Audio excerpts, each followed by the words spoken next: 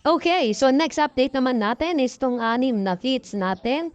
Kung saan ang date of birth nga nila is February 6. So, pang ilang days na nila to, hindi ko na alam. Pang 17th day na nga nila today. And napansin ko nga kanina na kumakain na sila ng pellets kasabay ng kanilang nanay.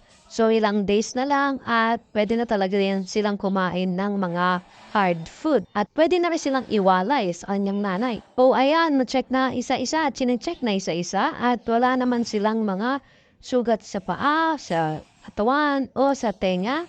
So meaning talagang naalagaan sila ng mabuti.